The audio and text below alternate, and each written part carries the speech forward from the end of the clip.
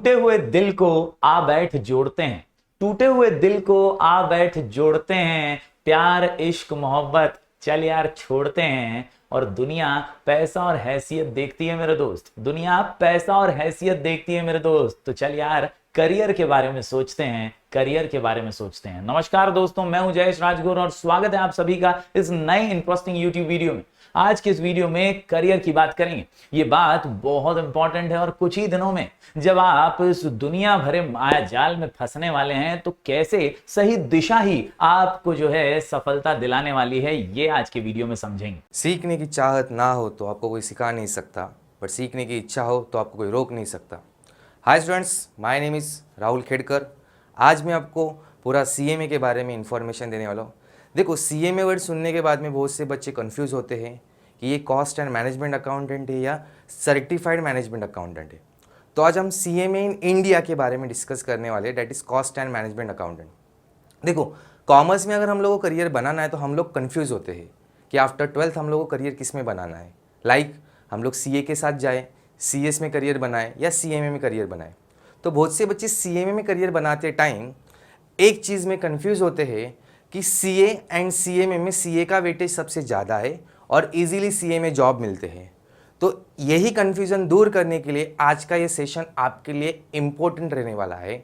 Last तक आपको हर एक सीएमए के डिटेल्स के सीएमए के बारे में हर एक डिटेल आपको मिलेगा। लाइक सीएमए कोर्स में सैलरी स्ट्रक्चर क्या होता है, सीएमए कोर्स के अंदर आपको कितने स्टेज में एग्ज़ाम देने हैं, सीएमए कोर्स के अंदर हर एक स्टेज में पेपर्स कितने होते हैं, सीएमए कोर्स रियली इंडिया में सैलरी अच्छा देता है क्या सीएमए कोर्स आउटसाइड इंडिया अच्छे से काम कर रहा है क्या सीएमए कोर्स से हम लोग खुद की प्रैक्टिस कर सकते हैं क्या सीएमए कोर्स रियली वैल्यूएबल है क्या, ये सारी चीज़ों का आज आपको सॉल्यूशन मिलेगा, आंसर मिलेगा। सो लास्ट तक वीडियो में बने रहे। तो आज हम लोग स्टार्ट कर रहे हैं CMA, that is cost and management accountant after twelfth एक अच्छा कोर्स है।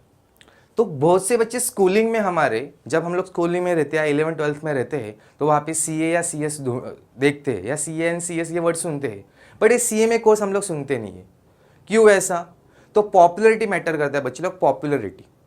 देखो, हम लोग अगर कौन से भी कॉलेज में पढ़े तो वहाँ पे लगभग सिलेबस सेम रहता है। मार्कशीट जनरेट करने के लिए एक सेंट्रलाइज बॉडी होती है, बरोबर। वैसे यहाँ पे कोई भी कोर्स करो तो उसको कंट्रोल अल्टीमेटली गवर्नमेंट करता है। वैसे ये कोर्स को भी कंट्रोल करने के लिए गवर्नमेंट है, गवर्नमेंट ने इसके लिए एक अलग से इंस्टीट्यूट बनाया है। इसके लिए गवर्नमेंट ने एक पार्लियामेंट ने एक्ट अलग से पास किया है जिसका नाम है institute of cost accountant act, institute of cost accountant act. इसके तहत हर एक सीएमए कोर्स को, हर एक सीएमए को गवर्नमेंट क्या करती है, कंट्रोल करती है। तो आगे हम लोग बढ़ते हैं। तो पहले स्लाइड में मैंने एक वर्ड डाला है, गोइंग ग्लोबल। अभी वर्ड गोइंग ग्लोबल का मतलब क्या है? क्या हम लोग एज अ सीएमए सिर्फ इंडिया में वर्क कर सकते हैं? Answer is no. क्या सीएमए कोर्स सिर्फ इंडिया में ही चल रहा है? Answer is no. ऐसा क्यों? ये कोर्स वर्ल्ड वाइड रिकॉग्नाइज्ड है। जैसे कि यूके यूएई कंट्री ने तो सीएमए कोर्स करने के बाद में आपको वहाँ का ग्रेजुएशन डिग्री करना ही नहीं है, ऐसा क्लियरली बोल दिया। जैसे कि सीएमए कोर्स के बारे में अगर बात करेंगे तो एशिया की लार्जेस्ट बॉडी है। अभी एशिया की लार्जेस्ट बॉडी क्यों बोला जाता है इसको, या क्यों बनाया गया है इसको? तो इसका रीज़न है इंडियन करिकुलम जो है, करिकुलम मीन्स सिलेबस या उसका जो स्टडी है, वो हर एक एशिया के कॉन्टिनेंट में जो भी करिकुलम है उसके कंपैरिजन में एडवांस है। और इंडियन करिकुलम एक्चुअली अकाउंटेंट को बनाने वाला करिकुलम है। करिकुलम वर्ड का मतलब है सिलेबस या स्टडी, तो इसलिए इसको एशिया का लार्जेस्ट बॉडी माना जाता है। इवन ये वर्ल्ड में भी सेकेंड लार्जेस्ट बॉडी है। मैनेजमेंट अकाउंटिंग की बॉडी की अगर बात करेंगे, मैनेजमेंट अकाउंटिंग या मैनेजमेंट अकाउंटेंट बोलेंगे। देखो, अकाउंटेंट में अलग अलग टाइप के रहते हैं, फाइनेंशियल अकाउंटेंट रहते हैं, मैनेजमेंट अकाउंटेंट रहते हैं, कॉस्ट अकाउंटेंट रहते हैं। तो ये वर्ल्ड का second largest management accounting body है। इंडिया के अंदर उनको कॉस्ट अकाउंटेंट बोला जाता है। जैसे कि हम लोगों ने देखा था लेक्चर के शुरुआत में ही कि सीएमए का फुल फॉर्म है कॉस्ट एंड मैनेजमेंट अकाउंटेंट। तो कॉस्ट अकाउंटेंट को भी बनाता है एंड मैनेजमेंट अकाउंटेंट को भी बनाता है, कॉस्ट अकाउंटेंट को भी बनाता है एंड मैनेजमेंट अकाउंटेंट को भी बनाता है। सबसे पहले सर बताओ कि हम लोग कमाएंगे कितना? हम लोग कॉमर्स वाले बच्चे हैं, रेट ऑफ रिटर्न हम लोग अच्छे से देखते हैं। पैसा लगाने के बाद में हम लोग को रिटर्न में कितना आएगा बताओ, ये हम लोग को सबसे पहले चाहिए। तो इन 2018 जब CMA इंस्टीट्यूट के प्लेसमेंट्स लगे थे तब हाईएस्ट सैलरी ऑफर की गई थी 18 लाख। हम लोग के दिमाग में रहता है कि CMA के अलावा जो अदर प्रोफेशनल कोर्स है like CN, CS and MBA, इनको ही ज़्यादा सैलरी मिलती है, तो ऐसा कुछ भी नहीं है। सैलरी CMA को भी ज़्यादा मिलती है। जैसे 2018 में इनको हाईएस्ट सैलरी जो मिली थी वो 18 लाख की मिली थी, 2019 में 19 लाख, 2021 में 22 लाख एंड 2022 में 27.5 लाख की सैलरी मिली थी। क्या रियल है? आप गूगल पे जाके भी सर्च कर सकते हो, ये सारी चीज़ें आपको मिलेगी, बिकॉज मैंने भी ये डाटा गूगल से ही लिया हुआ है। अभी आप देखोगे डे बाय डे इनकी सैलरी बढ़ती क्यों जा रही है, उसका रीज़न है। जैसे कि इंडिया में एक मेक इन इंडिया नाम का कंसेप्ट चालू है। मेक इन इंडिया नाम का कंसेप्ट मतलब क्या कि गवर्नमेंट ने बोला है कि मैक्सिमम प्रोडक्शन अभी इंडिया में होना चाहिए, और जहाँ पे प्रोडक्शन इंडिया में हो रहा है तो वहाँ पे कॉस्ट फाइनल करने की बात आती है, या कॉस्ट कंट्रोल करने की बात आती है, या कॉस्ट रिडक्शन की बात आती है। तो इन जगह पे जब कॉस्ट रिडक्शन या कॉस्ट कंट्रोल की बात आती है या कॉस्ट फाइनल करने की बात आती है, तो वहाँ पे एक प्रोफेशनल की ज़रूरत होती है। उस प्रोफेशनल को बोलते हैं कॉस्ट अकाउंटेंट। तो CMA इंस्टीट्यूट या CMA कोर्स के अंदर हम लोग वही स्टडी करते हैं, वही सिलेबस पढ़ते हैं। इसके वजह से इंडिया में फिलहाल उनको स्कोप ज़्यादा है। टाइम्स ऑफ इंडिया ने 2018-19 में एक सर्वे किया था। उस सर्वे में ऐसा बोला गया था कि आने वाले 10 ईयर्स में इंडिया में 1,50,000 CMA की ज़रूरत है।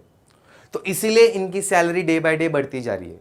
इसलिए इनकी सैलरी क्या हो रही है, डे बाय डे बढ़ती जा रही है। आपने इकोनॉमिक्स में सिंपल देखा रहेगा, अगर कोई भी चीज़ का डिमांड ज़्यादा रहेगा और सप्लाई मार्केट में कम रहेगा तो डेफिनेटली उसका रेट काफ़ी ज़्यादा होता है।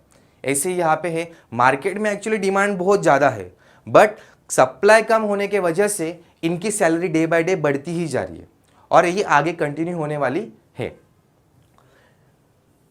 अभी CMA इंस्टीट्यूट, हम लोगों ने CMA या CWA वर्ड सुना रहेगा तो हम लोगों को लगता है कोई नया कोर्स है। बच्चे लोग, ऐसा बिल्कुल नहीं है। CMA या CWA कोर्स की बात करेंगे तो 1944 से चलते आ रहा है कोर्स, 1944 से। अभी 1944 में ये कोर्स आया कि उसका भी रीज़न है, सुन के लो अच्छी तरह से। 1942-45 के बीच में वर्ल्ड वॉर 2 हुआ था। तो उस वर्ल्ड वॉर 2 के दौरान बहुत ज़्यादा नुकसान हुआ था, प्रॉपर्टी का नुकसान हुआ था। लोग तो मारे गए थे, बट प्रॉपर्टी का सबसे ज़्यादा नुकसान हुआ था। तो जब प्रॉपर्टी का नुकसान हुआ था तो वहाँ पे हर एक चीज़ का कॉस्ट कंट्रोल या कॉस्ट रिडक्शन की बात ज़रूरी थी। तो फर्स्ट टाइम वहाँ पे कॉस्ट अकाउंटेंट नाम का एक प्रोफेशनल पर्सन इन्वेंट हुआ। देन जैसे इंडिया इंडिपेंडेंट हुआ 1959 में गवर्नमेंट ऑफ इंडिया ने एक एक्ट पास करवाया जिसका नाम था cost and work accountant act.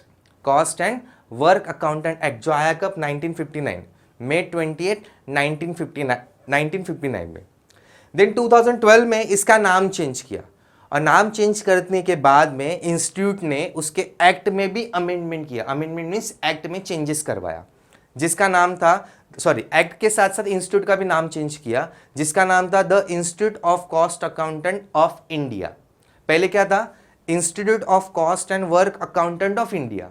अभी क्या किया है, institute of cost accountant of India. उसके तहत 2012 के पहले इस कोर्स को CWA बोला जाता था, अब W को उल्टा किया, नाम क्या है, CMA। क्या W को उल्टा करने के वजह से या वर्क के बदले में मैनेजमेंट अकाउंटेंट करने के वजह से इस कोर्स में मेजर फर्क पड़ा है? Answer is yes. जैसे कि कॉस्ट एंड वर्क अकाउंटेंट ये वर्ड हम लोग जब सुनते थे तो हमारे दिमाग में या उनकी सिलेबस की बात करेंगे तो उनको सिर्फ मैन्युफैक्चरिंग एंटिटी में काम मिलेगा, ऐसा ही सोचा जाता था, बट ऐसा नहीं है। Cost and management accountant work ये नाम होने के बाद, कॉस्ट एंड मैनेजमेंट अकाउंटेंट ये नाम होने के बाद में अभी इनको बियॉन्ड द फैक्ट्री भी स्कोप है। लाइक या अभी इंश्योरेंस सेक्टर में भी काम कर सकते हैं, मैनेजमेंट सेक्टर में भी काम कर सकते हैं, बैंकिंग सेक्टर में काम कर सकते हैं, IT कंपनीज में काम कर सकते हैं, मैन्युफैक्चरिंग एंटिटी में तो काम कर ही सकते हैं। तो इनका स्कोप अभी बढ़ गया है। ओके, अभी स्कोप बढ़ा है मतलब क्या सर, वो तो बताओ। तो इनके जॉब के जो रोल्स है वो बढ़ गए, इनका काम करने का स्कोप है वो बढ़ गया है। तो क्या है, हम लोग आगे वैसे भी डिस्कस करने वाले हैं। अभी CMA कोर्स के बारे में इन डेप्थ हम लोग देखेंगे कि CMA कोर्स करते कैसे हैं, CMA कोर्स करने के लिए मेरी खुद की एलिजिबिलिटी क्या होनी चाहिए एंड ऑल। अगर आप 12th स्टैंडर्ड पास आउट हो, ओके, 12th स्टैंडर्ड के बाद में आप फाउंडेशन की एग्जाम दे सकते हो।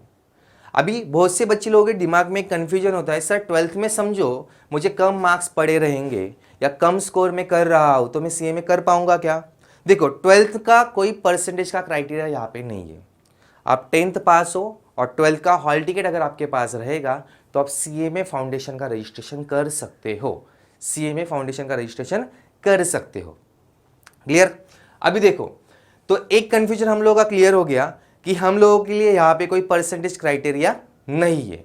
हम लोग डायरेक्टली 10th के मार्कशीट एंड 12th के हॉल टिकट के बेसिस पे सीए में फाउंडेशन का रजिस्ट्रेशन कर सकते हैं। अभी बहुत से बच्चे लोगों के दिमाग में एक चीज़ होती है कि सर हॉल टिकट अगर हम लोग फाउंडेशन के रजिस्ट्रेशन के टाइम पे सबमिट कर रहे मतलब हमारा काम खत्म हुआ। बच्चे लोग, बिल्कुल ऐसा नहीं है। जब सीएमए फाउंडेशन का एग्जाम होता है तो एग्जाम देने से पहले आपको 12th का हॉल टिकट इंस्टीट्यूट में सबमिट करना पड़ता है। जब तक आप 12th का हॉल टिकट सबमिट नहीं करोगे तब तक आप एग्जाम के लिए एलिजिबल नहीं रहोगे। तो आपको 12th का हॉल टिकट वहाँ पे सबमिट करना है। इंस्टीट्यूट उसके लिए आपको मेल भी भेजती है, तो मेल को आपको क्या करना है, सिर्फ रिप्लाई देना है, उसके ऊपर 12th की मार्कशीट आपको क्या करनी है, अपलोड करनी है। तो फिर से एक बार बोल रहा हूँ कि फाउंडेशन का रजिस्ट्रेशन करते टाइम आपको 10th की मार्कशीट एंड 12th का हॉल टिकट देना ज़रूरी है। बट जैसे 12th का मार्कशीट जनरेट हो जाएगा तो वैसे इंस्टीट्यूट के पास में आपको क्या करना है, सबमिट करना है। तो मार्कशीट तक आपको वेट करने की ज़रूरत नहीं है। जैसे आपके हॉल टिकट जनरेट हो जाएगा या आपका 12th का एग्ज़ाम खत्म हो जाएगा, उसके बाद में आप तुरंत रजिस्ट्रेशन प्रोसेस कंप्लीट कर सकते हो। ये तो ये नॉर्मल प्रोसेस हो गया। देन और एक चीज़, 12th में ज़रूरी नहीं आपका कॉमर्स ही होना चाहिए। आप आर्ट्स के रहो या साइंस के रहो, आप सीएमए कोर्स कर सकते हो। आफ्टर फाउंडेशन आपके लिए इंटरमीडिएट कोर्स होता है। जैसे कि मैंने बोला, पहले ही बताया था कि सीएमए फाउंडेशन 3 कोर्स, सीएमए ये कोर्स 3 स्टेज में डिवाइड है, फाउंडेशन, इंटर एंड फाइनल। तो फाउंडेशन होने के बाद में आपको इंटर का कोर्स करना है। अभी इंटर में जाने के लिए मल्टीपल वेज है। जैसे कि फाउंडेशन एग्जाम पास होने के बाद में आप डायरेक्टली इंटर में जा सकते हो। आप ग्रेजुएट रहोगे तो भी आप इंटर में जा सकते हो। अगर आप कैट क्लियर कर रहे हो तो भी आप इंटर में जा सकते हो। अगर आप क्वालिफाइड इंजीनियर हो तो भी आप इंटर में जा सकते हो। अगर आईसीआई से आपका इंटर क्लियर हुआ है तो अभी आप इंटर में जा सकते हो। तो हम लोग नॉर्मल 2 वीक की बात करते हैं, जैसे सीएमए फाउंडेशन एंड ग्रेजुएट की बात करते हैं। तो सीएमए फाउंडेशन होने के बाद में आप सीएमए इंटर में जा सकते हो, या ग्रेजुएशन में अगर आपको 55% है तो भी आप सीएमए इंटर में जा सकते हो। अभी ये वर्ड सुनने के बाद में बहुत से बच्चे बोलते हैं कि हम लोग आफ्टर ग्रेजुएशन सीएमए करेंगे। अगर आप आफ्टर ग्रेजुएशन सीएमए कर रहे हो तो आप अपने लाइफ का 3 साल वेस्ट कर रहे हो सीएमए के लिए। अगर आप फाउंडेशन के बाद में तुरंत 12th के बाद में अगर आप तुरंत सीएमए में एनरोल कर रहे हो तो जैसे ही आप फर्स्ट ईयर बीकॉम में रहोगे, उसके फर्स्ट सेमिस्टर जैसे खत्म हो जाएगा वैसे आपका सीएमए फाउंडेशन का एग्जाम खत्म हो जाएगा। अगर आप सेकेंड ईयर में हो तो सेकेंड ईयर में आपका इंटर क्लियर हो जाएगा, और आप टीवाई में जैसे जाते हो वैसे आप फाइनल में एनरोल करते हो। अगर आप फर्स्ट अटेम्प्ट में पास होते जा रहे हो, मतलब एक साइड में आपका ग्रेजुएशन चालू रहेगा, एक साइड में आपका सीएमए चालू रहेगा, मतलब दोनों आपके साइमल्टेनियसली कंप्लीट होने वाले हैं। तो ग्रेजुएशन का वेट करोगे तो ग्रेजुएशन के 2.5 ईयर्स के बाद में आप सीएमए बनोगे। अगर आप फाउंडेशन रूट से जा रहे हो तो ग्रेजुएशन के साथ साथ आप सीएमए बनोगे। तो आप 12th के बाद हो तो आप फाउंडेशन रूट वाला ही सिलेक्ट करोगे, तो आपके लिए वो टाइम भी बचाएगा और मेनली आपको जल्दी पैसा कमाने के लिए रास्ता भी देके जाएगा। नेक्स्ट हम लोग आते हैं फाइनल। जैसे सीएमए इंटर क्लियर होता है तो आप फाइनल के लिए एलिजिबल होते। जैसे आप सीएमए इंटर क्लियर होते हो वैसे आप फाइनल के लिए एलिजिबल होते। अभी हर एक स्टेज में कितने कितने पेपर्स होते हैं, उनका पेपर पैटर्न कैसे होता है, सब्जेक्ट्स का हम लोग नाम देखेंगे एंड पासिंग क्राइटेरिया हम लोग हर एक स्टेज में देखेंगे। पहला स्टेज जो होता है उसको बोलते हैं फाउंडेशन कोर्स या फाउंडेशन स्टेज।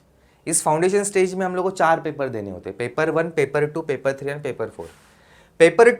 पेपर 1 जो है वो बिजनेस लॉ एंड कम्युनिकेशन होता है। अभी लॉ सुनने के बाद में बहुत से बच्चे डर जाते हैं। देखो बच्चे लोग, यहाँ पे आपको बेसिक लॉ देना है। बेसिक लॉ मतलब एकदम 3 छोटे छोटे लॉ है। ओके, अगर आपको एसपी सब्जेक्ट में थोड़ा बहुत भी मजा आता रहेगा तो लॉ सीखने में आपको मजा आएगा, बिकॉज एसपी भी बेसिकली क्या होता है, लॉ जैसा ही होता है। देन सेकंड पेपर जो होता है आपका वो fundamental financial and cost accounting होता है। अभी फाइनेंशियल अकाउंटिंग जो पेपर है मीन्स नॉर्मल हम लोगों ने 11th-12th में जो अकाउंट या बीके पढ़ा रहेगा उसके जैसा ही होता है। तो आप लोगों ने जो 11th-12th में अकाउंट पढ़ा है या बीके पढ़ा है वो एज इट इज़ यहाँ पे आने वाला है, बट आपको थोड़ा एडवांस स्टडी भी यहाँ पे करना है। अभी मैंने एडवांस वर्ड यहाँ पे क्यों यूज़ किया? बच्चे लोग आपने वो 11th-12th में पढ़ा है, हम लोग इस CMA कोर्स में करें, तो CMA कोर्स में थोड़ा बहुत तो एडवांस रहेगा, थोड़ा बहुत एडवांस से हाई फंडामेंटल कंसेप्ट आपको फाउंडेशन में करने नहीं है। जो पेपर 3 रहेगा आपका, वो पेपर 3 रहेगा बिजनेस मैथमेटिक्स एंड स्टैटिस्टिक्स। अब मैथमेटिक्स वर्ड सुनने के बाद में SP वाले बच्चे थोड़े से डर जाते हैं, सर मैथ से हम लोगों ने 11th-12th में किया ही नहीं है, तो हम लोगों से हो जाएगा क्या? 10th तक तो आपने मैथमेटिक्स किया था, 10th तक आप लोगों ने विदाउट कैलकुलेटर किया था, अभी फाउंडेशन में तो आपको कैलकुलेटर यूज करना है, और यहाँ पे बेसिक मैथमेटिक्स है, कोई हाई फंडामेंटल मैथमेटिक्स नहीं है। मैं उल्टा बोलूंगा, 11th-12th के कंपैरिजन में यहाँ का मैथमेटिक्स काफ़ी ईजी है, काफ़ी ईजी है। देन पेपर 4 जो है वो बिजनेस इकोनॉमिक्स एंड मैनेजमेंट है। जैसे इकोनॉमिक्स और मैनेजमेंट मतलब अपना OCM आप लोगों ने देखा ही रहेगा, तो वैसे ही कंसेप्ट यहाँ पे रिपीट होने वाले। मतलब सारे सब्जेक्ट वेल नोन है, आप लोगों ने अच्छी तरह से सुने हैं, इसका थोड़ा बहुत आपको आइडिया भी है। अब इसका पेपर पैटर्न देखेंगे। पेपर आपको 400 मार्क्स के लिए आएंगे, 100 मार्क्स का एक एक पेपर रहेगा, 100 मार्क्स का एक एक पेपर रहेगा। आपको 400 में से 200 मार्क्स ओवरऑल निकालने हैं पास होने के लिए, 400 में से 200 मार्क्स निकालने पास होने के लिए, मतलब ओवरऑल आपको 50% पासिंग है। सर इतना ही है क्या? नहीं, और एक कंसेप्ट की तरफ आपको ध्यान देना है। हर एक सब्जेक्ट में आपको इंडिविजुअली 40 मार्क्स भी निकालने कंपलसरी है। सर मैं समझो हर एक सब्जेक्ट में 40 मार्क्स निकालूंगा तो चलेगा क्या? नहीं चलेगा, बिकॉज हर एक सब्जेक्ट में अगर आप 40 निकालोगे तो टोटल कितना हो गया? 160, तो ओवरऑल 200 हो रहा है क्या? नहीं हो रहा है, मतलब आप फेल हो जाओगे। तो हम लोग को ओवरऑल 200 का क्राइटेरिया भी फुलफिल करना है, एंड इंडिविजुअल सब्जेक्ट में हम लोग को 40 मार्क्स भी निकालने हैं। तो ये दोनों कंडीशन को अगर आप सेटिस्फाई कर रहे हो तो फाउंडेशन स्टेज आप क्लियर कर सकते हो, फर्स्ट अटेम्प्ट में क्लियर कर सकते हो। तो फाउंडेशन स्टेज में कुछ ज़्यादा तकलीफ आता नहीं है। अभी एक न्यूज़ ऐसा आ रहा है कि आने वाला जो जून और दिसंबर का अटेम्प्ट रहने वाला है वो ऑफलाइन रहने वाला है। इसके पहले ये फाउंडेशन की एग्जाम MCQ बेस्ड चलती थी, अभी ये ऑफलाइन आपको देना है। ऑफलाइन मतलब आपको सेंटर पे जाके एग्जामिनेशन देना है। पेपर पैटर्न कैसा होने वाला है इसका अब तक क्लैरिफिकेशन आया नहीं है, बट कुछ दिनों के बाद में इंस्टीट्यूट के वेबसाइट पे आ जाएगा, तो वहाँ पे आप देख सकते हो। देन सेकेंड स्टेज जो होता है वो सेकेंड स्टेज को बोलते हैं इंटरमीडिएट, दैट इज एंटर। अभी एंटर में 8 पेपर होते हैं। कितने पेपर होते हैं? 8। जो 8 पेपर 4-4 के 2 ग्रुप में डिवाइड होते हैं, group 1 and group 2। Group 1 400 marks का होगा और ग्रुप 2 400 मार्क्स का होगा। ऐसे टोटल कितने मार्क्स का हो गया? 800 मार्क्स। आप चाहो तो पहले ग्रुप 1 दो, देन ग्रुप 2 दो। आप चाहो तो पहले ग्रुप 2 दो या ग्रुप 1 दो। आप चाहो तो बोथ ग्रुप भी साथ में दे सकते हो, ये आपकी मर्जी है। बट इंस्टीट्यूट ऐसा कुछ हार्ड एंड फास्ट नहीं बोल रहा है कि आपको दोनों ग्रुप साथ में देना चाहिए या पहले ग्रुप 1 दो बाद में ग्रुप 2 दो, ऐसा कुछ भी नहीं बोल रहा है। ये आपकी मर्जी है, आपको देना है तो दोनों ग्रुप साथ में दे सकते हो। आपको चाहिए तो आप ग्रुप 1 पहले दे सकते हो, देन ग्रुप 2 दे सकते हो। आप चाहो तो पहले ग्रुप 2 दे सकते हो, देन ग्रुप 1 दे सकते हो। अभी यहाँ पे सेम पासिंग क्राइटेरिया रहेगा। पासिंग क्राइटेरिया क्या रहेगा? सेम जैसे कि ग्रुप 1 में 4 पेपर है, 4 पेपर मीन्स अगेन 100। ग्रुप 2 में भी 4 पेपर है, 100। तो टोटल कितने मार्क्स का हो गया? 800 मार्क्स का। तो 800 में से आपको 400 मार्क्स निकालने पासिंग के लिए। कितने मार्क्स निकालने? 400। मतलब ओवरऑल यहाँ पे कितने चाहिए? 50% पासिंग चाहिए। अगेन इंडिविजुअल सब्जेक्ट में भी आपको 40% मार्क्स चाहिए। सर समझो मैं हर एक पेपर में 40 निकालूंगा तो 8 पेपर में मेरे कितने हो गए? 320। तो ओवरऑल 400 हो रहा है क्या? Answer is no, that means you are fail. तो आपको पास होने के लिए आठों पेपर में ओवरऑल 400 मार्क्स भी निकालनी है और इंडिविजुअली 40 मार्क्स भी निकालना है। ये क्राइटेरिया अगर आप फुलफिल कर रहे हो तो आपका इंटरमीडिएट स्टेज क्लियर होने वाला है। समझो सर अगर मैं ग्रुप 1 ही दे रहा हूं तो ग्रुप 1 देते टाइम क्या मुझे कितने मार्क्स निकालने हैं? उधर भी 50% ही मार्क्स निकालने हैं क्या? Answer is yes. क्या सर उधर भी 40% का इंडिविजुअल क्राइटेरिया है क्या? Answer is yes. आप कैसे भी पेपर दो, overall 50% passing and individual subject में 40% पासिंग आपका कंपलसरी है। देन जैसे ग्रुप 1 के लिए पासिंग क्राइटेरिया वैसे ग्रुप 2 के लिए रहेगा। अभी सिंगल ग्रुप देने के बाद फायदा क्या है और बोथ ग्रुप देने के बाद में फायदा क्या है ये भी सुन के लो। सिंगल ग्रुप अगर आप दे रहे हो तो आपको 4 पेपर का ही स्टडी करना है इन 6 मंथ्स, या आप जैसे भी अटेम्प्ट दे रहे हो वैसा। बट अगर आप बोथ ग्रुप का पेपर दे रहे हो तो बोथ ग्रुप में एक एडवांटेज ऐसा है कि आप सेट ऑफ में पास हो सकते हो। सेट ऑफ का मतलब क्या है, जैसे ग्रुप 1 400 मार्क्स का है और ग्रुप 2 400 मार्क्स का है, तो टोटल 800 में से हम लोग को निकालना कितना है, 400। मेरा ग्रुप 1 अच्छा नहीं है, ग्रुप 2 बहुत अच्छा है। सर ग्रुप 1 में मैं कैसे भी करके 160 निकाल सकता हूँ, हर एक सब्जेक्ट में 40 निकाल सकता हूँ। चल भाई तो यहाँ पे 160 निकाल चलेगा, बट यहाँ पे अगर 240 मार्क्स निकालेगा, 40 मार्क्स का क्राइटेरिया भी कंप्लीट कर रहा है और 240 मार्क्स यहाँ पे टोटल निकाल रहा है, तो 240 एंड 160 हुआ कितना, 400 हुआ। तो ऐसे भी तुम लोग 400 निकाल सकते हो, इसको बोलते हैं सेट ऑफ। जैसे कि यहाँ पे 40 मार्क्स एक्स्ट्रा निकाले और यहाँ पे 160 निकाले थे, मतलब यहाँ पे 40 मार्क्स कम निकाले, तो इधर के 40 मार्क्स यहाँ पे सेट ऑफ हो जाएंगे, मतलब आपका बोथ ग्रुप यहाँ पे क्या हो जाएगा, क्लियर हो जाएगा। तो देखेंगे यहाँ पे सब्जेक्ट्स, तो ये सब्जेक्ट मैक्सिमम प्रैक्टिकल है। अगर आपको प्रैक्टिकल सब्जेक्ट में इंटरेस्ट है तो आपको सीएमए में कोई भी नहीं रोक सकता है, आप फर्स्ट अटेम्प्ट में आराम से पास हो सकते हो। यहाँ पे थोड़ी सी मेहनत आपको करनी जरूरी है, अगर आप डेडिकेशन के साथ में आप पढ़ोगे तो आराम से क्लियर कर सकते हो। आपका अगर प्रॉपर टाइम मैनेजमेंट होगा, अगर आपका प्रॉपर शेड्यूल बन रहा है स्टडी का, तो आप आराम से सीएमए क्लियर कर सकते हैं। मैंने ऐसे भी स्टूडेंट देखे जो डेडिकेशन के साथ में दिन में 4 से 5 घंटा पढ़ाई कर रहे हैं अदर देन क्लास, तो भी आराम से CMA entrance CMA final first attempt में क्लियर हो चुके हैं। तो सीएमए कोर्स करते टाइम हम लोग को डर लगता है, सर मेरे से होगा क्या नहीं होगा। देखो कोई भी नाम के आगे वाली डिग्री है, कोई भी नाम के आगे वाली डिग्री, तो उसके लिए आपको मेहनत करना है। जैसे नाम के आगे वाली डिग्री डॉक्टर है, तो डॉक्टर के पढ़ाई के लिए मेहनत करना पड़ता है। नाम के आगे वाली डिग्री है सीए, तो उसके लिए भी मेहनत करना है। नाम के आगे की डिग्री है सीएस, तो उसके लिए भी मेहनत करना है। ये भी नाम के आगे वाली डिग्री है सीएमए, तो इसके लिए भी थोड़ा बहुत मेहनत करना ही पड़ेगा। तो नाम के आगे वाली डिग्री की वैल्यू बहुत ज़्यादा है और सोसाइटी में उनका एक अलग रेपो होता है। जैसे आप पार्टी में जाओगे तो पार्टी में बोलेंगे अरे ये सीएमए, उनका मुंह 2 इंच खुल जाता है, हाँ सीएमए है। देखिए तो हम लोगों को नाम के आगे वाली डिग्री अगर पानी है तो थोड़ी बहुत मेहनत करनी ही पड़ेगी। चलो आगे बढ़ते हैं। देन जो थर्ड स्टेज है उसको बोलते हैं फाइनल। तो फाइनल में अगेन 2 ग्रुप है, group 3 and group 4। Group 3 and group 4, तो ग्रुप 3 में अगेन 4 पेपर है, ग्रुप 4 में 4 पेपर है। जैसे इंटरमीडिएट में हम लोगों ने पासिंग क्राइटेरिया देखा, या इंटरमीडिएट में हम लोगों ने जैसे पेपर का स्ट्रक्चर देखा, वैसे सेम फाइनल के लिए एप्लीकेबल है। तो यहाँ पे कुछ नया नहीं है। सर सीएमए रियल फ्यूचर है क्या, सीएमए के अंदर हम लोग रियली प्रोफेशनल पर्सन बन सकते हैं क्या? Answer yes. देखो अगर आगे किसी का करियर तो सिर्फ प्रोफेशनल का है, बिजनेसमैन का भी कुछ फिक्स नहीं है। उसका बिजनेस चला तो आगे बढ़ेगा, नहीं बढ़ा तो उसका बिजनेस बंद हो जाएगा। बट प्रोफेशनल पर्सन ऐसा होता है कि वो अपने क्वालिफिकेशन या अपने स्किल के बेसिस पे किधर भी जिंदा रह सकता है और किधर भी काम कर सकता है। तो सीएम एक प्रोफेशनल डिग्री है, तो इस प्रोफेशनल डिग्री के तहत आपके पास अलग अलग एरिया में काम करने का एक टैलेंट जनरेट होता है, नॉलेज आपको मिलता है।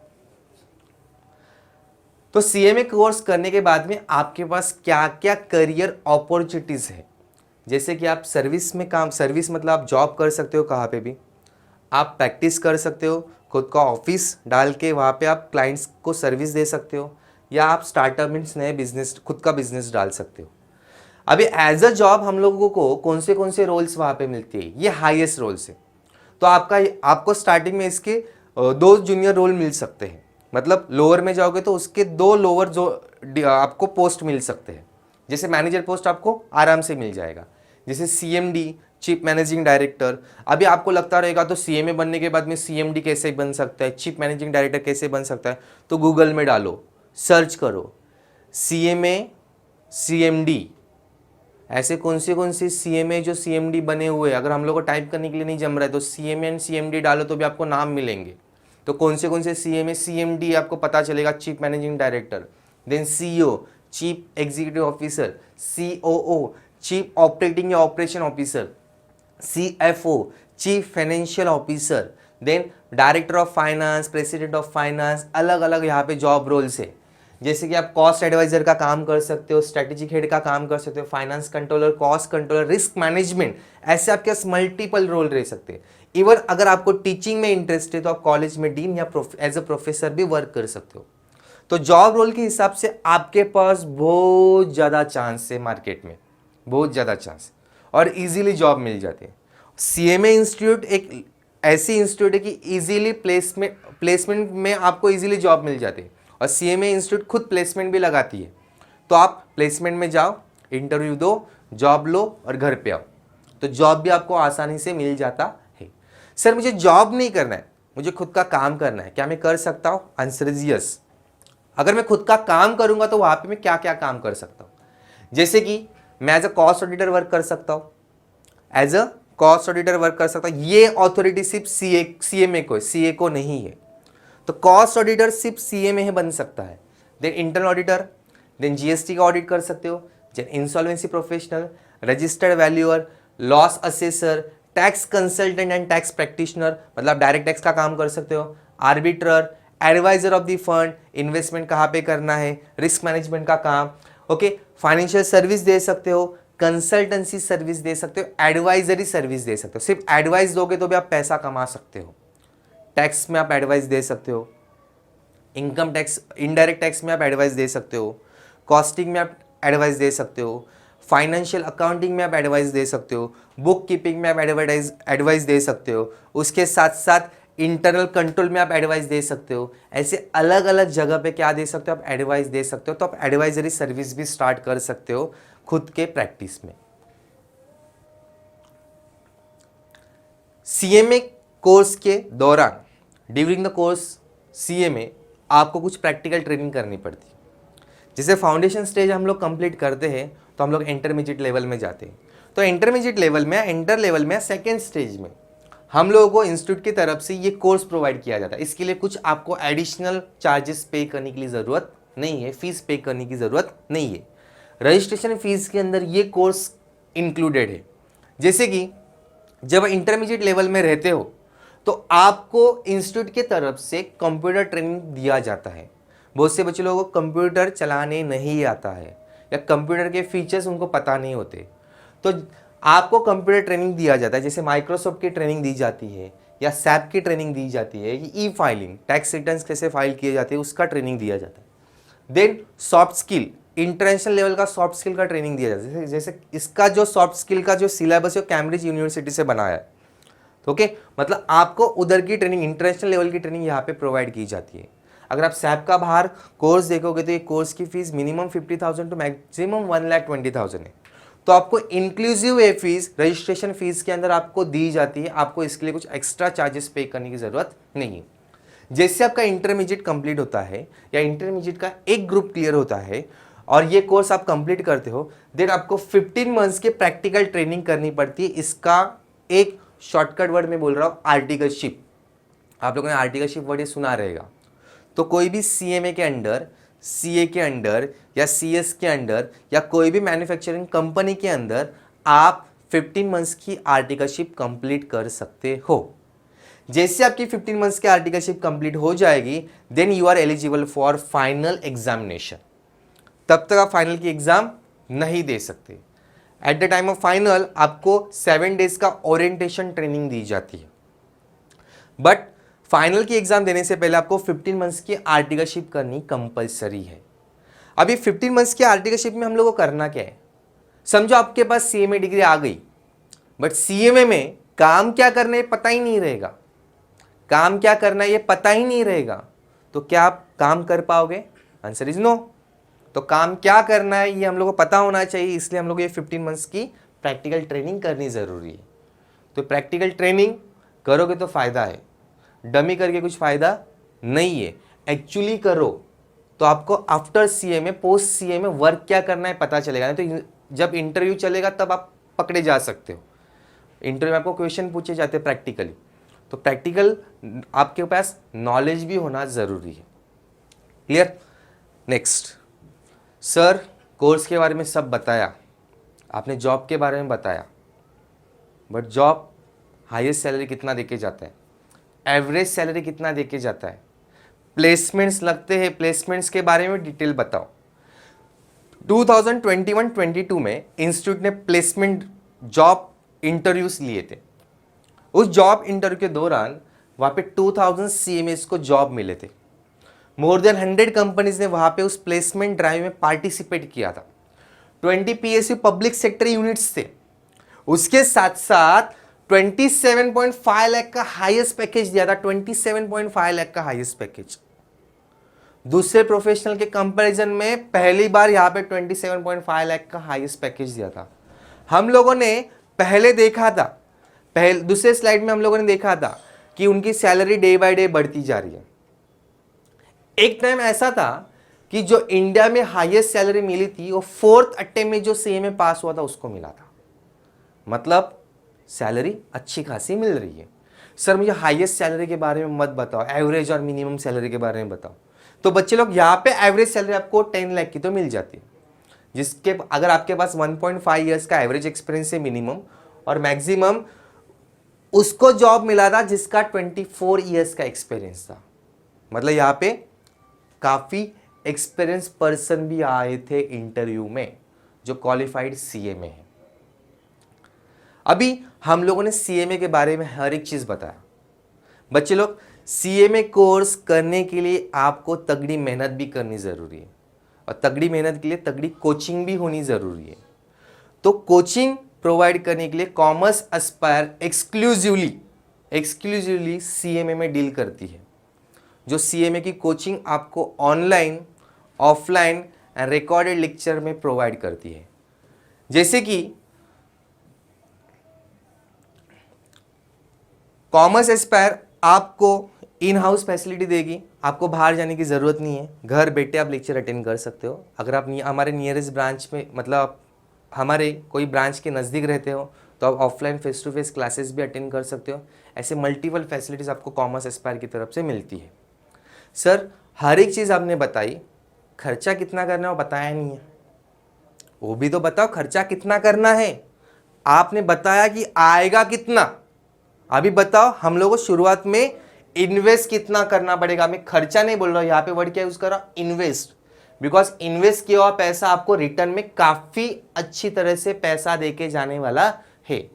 तो फाउंडेशन का जो रजिस्ट्रेशन का फीस है वो 6,000 रुपीज है, जो आपको वन टाइम ही पे करना है।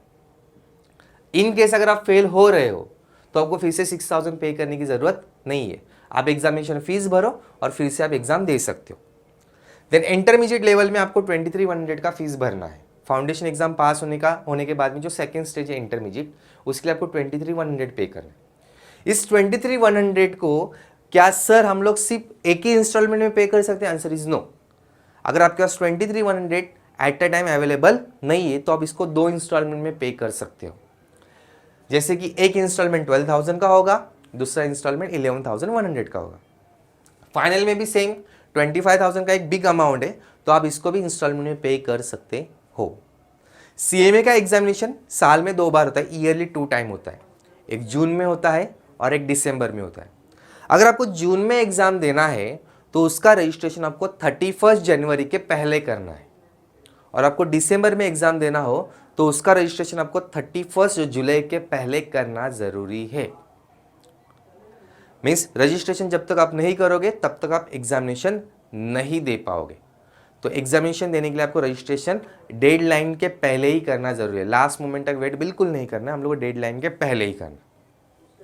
अभी जैसे कि मैंने बोला कि कॉमर्स एस्पायर क्लियरली और हमेशा एक चीज बोलता है कि हम लोग सिर्फ सीएमए में डील करते हैं, सीएमए में डील करते हैं। ऐसा क्यों? अगर आप कोई भी एक्सपर्ट से पढ़ोगे तो आपको अच्छा खासा नॉलेज मिलता है, और एक्चुअली स्टूडेंट को अच्छा खासा नॉलेज मिल रहा है, इसका प्रूफ मतलब क्या रहता है? उनका रिजल्ट। तो आप हमारे वेबसाइट पे जाके हमारे रिजल्ट के बारे में देख सकते हो। कॉमर्स एस्पायर क्यों? Why Commerce Aspire? Why sir बताओ हम लोगों को सीएमए के लिए हम लोग कॉमर्स एस्पायर को ही क्यों सिलेक्ट करें? बिकॉज कॉमर्स एस्पायर आपको ऑफलाइन के साथ साथ ऑनलाइन फैसिलिटी भी प्रोवाइड करती है, लाइव लेक्चर्स की भी फैसिलिटी प्रोवाइड करती है, एंड रिकॉर्डेड लेक्चर्स की भी फैसिलिटी प्रोवाइड करती है। अगर आप हमारे पास ऑफलाइन लेक्चर के लिए एनरोलमेंट कर रहे हो तो आप ऑनलाइन एंड रिकॉर्डेड लेक्चर का भी बेनिफिट ले सकते हो। मतलब क्या सर? इन केस आप कोई भी दिन ऑफलाइन लेक्चर में नहीं आ सकते हो तो आप उस दिन ऑनलाइन लेक्चर में बैठ सकते हो, या आपके पास दोनों चीज़ पॉसिबल नहीं है तो आप बाद में रिकॉर्डिंग लेक्चर भी देख सकते हो। तो ऑफलाइन में आपको ये दोनों बेनिफिट है। ऑनलाइन लेक्चर लेने के बाद में आप ऑनलाइन एंड रिकॉर्डेड दोनों का बेनिफिट ले सकते हो, और रिकॉर्डिंग में सिर्फ रिकॉर्डिंग लेक्चर का आपको बेनिफिट मिलेगा। देन मैक्सिमम प्रैक्टिस हम लोग क्लासरूम के अंदर ही करवा के लेंगे। मतलब स्पेशली आपको घर पे जाके मॉड्यूल को रेफर करने की ज़रूरत नहीं है। मॉड्यूल के जितने भी क्वेश्चन है क्लासरूम के अंदर, एक्स्ट्रा क्वेश्चन भी हम लोग क्लासरूम के अंदर ही करवा के लेंगे। सो घर में जो आपका बर्डन है वो आपका कम हो जाएगा और आप सेल्फ स्टडी के ऊपर फोकस कर सकते हो। देन अनलिमिटेड व्यू, ये वर्ड क्यों यहाँ पे जरूरी है? जैसे हम लोग यहाँ पे रिकॉर्डेड लेक्चर्स प्रोवाइड कर रहे हैं तो आपको एक फिक्स पीरियड के लिए अनलिमिटेड व्यूज मिलेंगे।